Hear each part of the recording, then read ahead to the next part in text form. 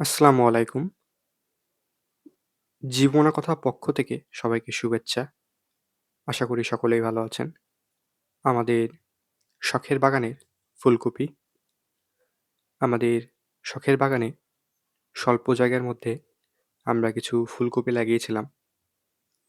এই ফুলকপিগুলো বর্তমানে খাওয়ার উপযোগী পর্যায়ে চলে এসেছে। আজকে আমরা আমাদের শখের বাগান হতে কিছু ফুলকপি তুলে রান্না করব। সামনে যেগুলো ফুলকপি দেখছেন, এগুলো সবগুলোই এখন তুলে নেওয়া যাবে।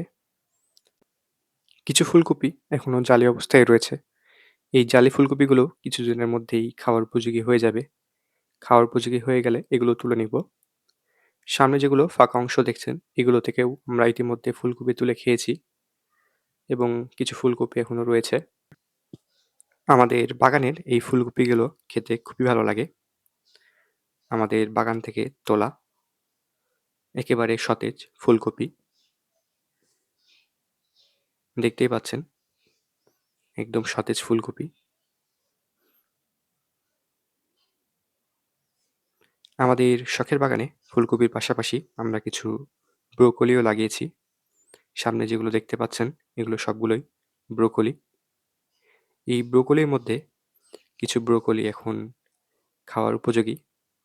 আজকে আমরা রান্নার জন্য আমাদের শখের বাগান হতে কিছু ব্রোকলি তুলব।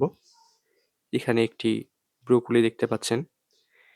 এই ব্রোকলিটি পর্যাপ্ত সাইজে চলে এসেছে। আজকে রান্নার জন্য আমরা এই ব্রোকলিটি তুলব।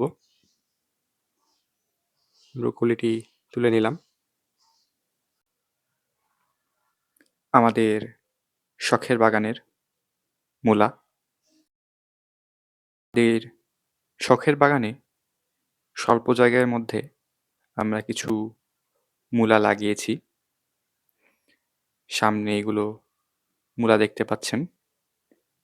আমাদের শখের বাগানের এই মূলাগুলো বর্তমানে খাওয়ার উপযোগী পর্যায়ে চলে এসেছে। কিছু মূলা ইতিমধ্যেই আমরা তুলে খেয়েছি এবং বাকি যেগুলো মূলা রয়েছে, এগুলো এখন খাওয়ার উপযোগী পর্যায়ে চলে এসেছে। দেখতেই পাচ্ছেন মূলাগুলো এখন তুলে খাওয়া যাবে। আজকে আমরা আমাদের শখের বাগান হতে কিছু মূলা তুলব। আমাদের শখের বাগানে স্বল্প জায়গার ভিতরেই আমরা কিছু মূলার বীজ ছিটিয়েছিলাম, যা থেকে এই মূলাগুলো হয়েছে। বীজ থেকে গাছ ফুটার পর আমরা নিয়মিত পানি দিতাম পর্যাপ্ত পরিমাণে, যার কারণে স্বল্প সময়ের মধ্যেই এই মূলাগুলো খাওয়ার উপযোগী হয়ে গিয়েছে।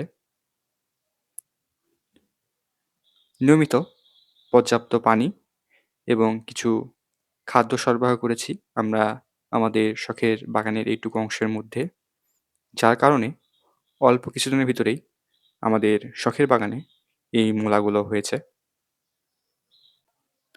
দেখতেই পাচ্ছেন, আজকে আমরা আমাদের শখের বাগান হতে বেশ কয়েকটি মূলা তুলে নিলাম।